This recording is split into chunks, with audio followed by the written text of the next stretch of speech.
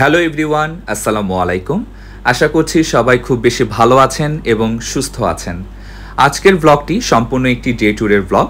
গত কুরবানি ঈদের ভ্যাকেশনে আমরা বন্ধুরা মিলে ঘুরতে গিয়েছিলাম কিশোরগঞ্জের নিকলি হাওর এবং মিঠামইনে। খুব ভোরবেলায় আমরা রওনা দিয়েছিলাম সেই স্থানটিতে যাওয়ার জন্য।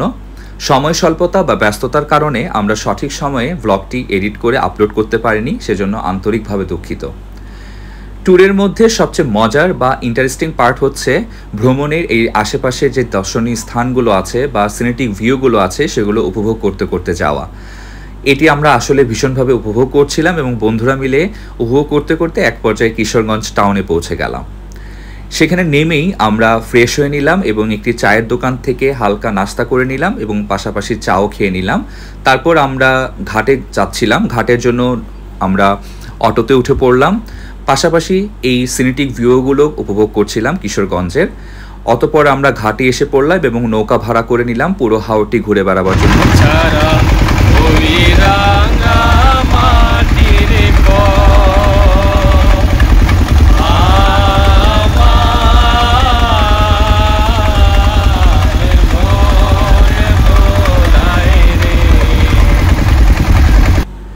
এভাবেই গান গাইতে গাইতে আমরা পুরো সুন্দর একটি সময় উপভোগ করলাম।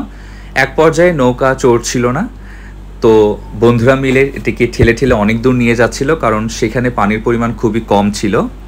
আশেপাশের হাওরের ভিউগুলো খুব সুন্দর ছিল, যা আসলে বলে বোঝাবার মতো নয়। ভিডিওটিতে ধারণ করেছি, কিন্তু যেই সময়টিতে আমরা সেখানে ছিলাম সেই সময়টি আসলে তুলে ধরবার মতো, আসলে এটা তো ক্যামেরাবন্দি, সো এটা আসলে ভিডিওতে কতটুকু বোঝা যাচ্ছে সেটা বলে বোঝাতে পারবো না, কিন্তু নিজ চোখে বা শরীরে এটা উপভোগ করার মজাই দারুণ ছিল। সো সেখানে এসে পড়লাম এবং যেই স্থানটি আপনারা এখন দেখতে পাচ্ছেন এটি নিকলি হাওরের সেই দর্শনীয় স্থান যেটাকে ঘোড়ার চর বলে। সো সেখানে এসেই দেখলাম দলে বলে বিভিন্ন ট্রলারে বা নৌকায় করে বন্ধু বান্ধব বা ফ্যামিলি বা বিভিন্ন ট্যুর গ্রুপ চলে এসেছে জায়গাটিতে ঘুরে দেখবার জন্য বা ঘুরে বেড়াবার জন্য। আমার দুই বন্ধু এখানে গাছে উঠে পড়লো বানরের মতো, ওরা গাছে উঠে ছবি তুলছিল এবং কয়েকজন তো পানিতেও নেমে পড়েছে গোসল করার জন্য। আমার বন্ধু সালমানকে দেখতে পাচ্ছেন, ও পানিতে নেমে মজা করে গোসল করছিল এবং হালকা পাতলা নাচানাচিও করছিল। আশেপাশে দেখলাম সবাই গোসল করছে, মজা করছে, আনন্দ উপভোগ করছে। এক পর্যায়ে আমরা মিঠামইনে চলে আসলাম। মিঠামইনে বাজারে এসে আমরা দুপুরের খাবার সেরে নিলাম। খুব ক্ষুধা লেগেছিল, তাই ভিডিও ধারণ করা হয়নি খাবারের বা হোটেলে যেখানে খেয়েছিলাম আমরা। আসলে এটি হচ্ছে কিশোরগঞ্জ মিঠামইনের বাজার। বাজারটি খুব সুন্দর, আসলে একটি গ্রামের বাজার যা হয় বা যেরকম হয় সেরকমটাই আসলে এখানে আছে। কাপড়ের দোকান থেকে শুরু করে সবজি ফলমূল সবই আছে এখানে। তো বাজারটিও দেখছিলাম ঘুরে ঘুরে, ভালোই লাগছিল আসলে। এক পর্যায়ে আমরা কিশোরগঞ্জ বাজার বা মিঠামইনের বাজার থেকে একটি চা খেলাম, যেটি আসলে অসাধারণ ছিল। আমার লাইফে খাওয়া বেস্ট চা বলবো আমি। এত সুস্বাদু ছিল চাটি যা বলে বোঝাবার মতো নয়। মাত্র 10 টাকা ছিল, কিন্তু টেস্ট ছিল 100-তে 100। এক পর্যায়ে আমরা চলে গেলাম মিঠামইন বা অষ্টগ্রামের যেই 0 পয়েন্ট রোডটি আছে সেই রোডটিতে। এটি আসলে খুব ভাইরাল একটি জায়গা, যেটি আপনারা আসলে অনেক আগেই দেখেছেন ভিডিওতে বা বিভিন্ন ছবিতে।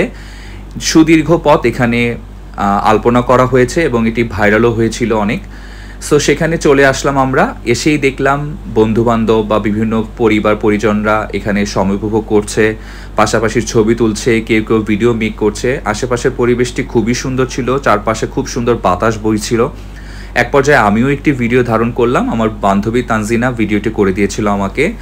পাশের ভিডিও করতে করতে সময়টি কিভাবে চলে গেল আসলে বলে বোঝাবার মতো নয়। তারপর আমরা আবার ব্যাক করলাম সেই নৌকায়, যে নৌকাতে চড়ে আমরা পুরো হাওর ঘুরেছিলাম এবং মিঠামইন বাজার পর্যন্ত বা ঘাট পর্যন্ত এসেছিলাম। সবাই খুব টায়ার্ড, তাই আমার বন্ধু সালমান ও তো শুয়েই পড়েছে নৌকায়, শুয়ে শুয়ে রেস্ট নিচ্ছিল। এই ছিল আমাদের কিশোরগঞ্জ বা মিঠামইন বা নিকলি হাওরের সম্পূর্ণ ব্লগ। আশা করছি ব্লগটি আপনাদের সবার খুব বেশি ভালো লেগেছে। আসলে সুন্দর একটি সময় উপভোগ করেছিলাম আমরা সবাই একসাথে, যা বলে বোঝাবার মতো নয়। সবাই ভালো থাকবেন, দোয়া করবেন। দেখা হবে পরবর্তী কোনো ব্লগে। আল্লাহ হাফেজ।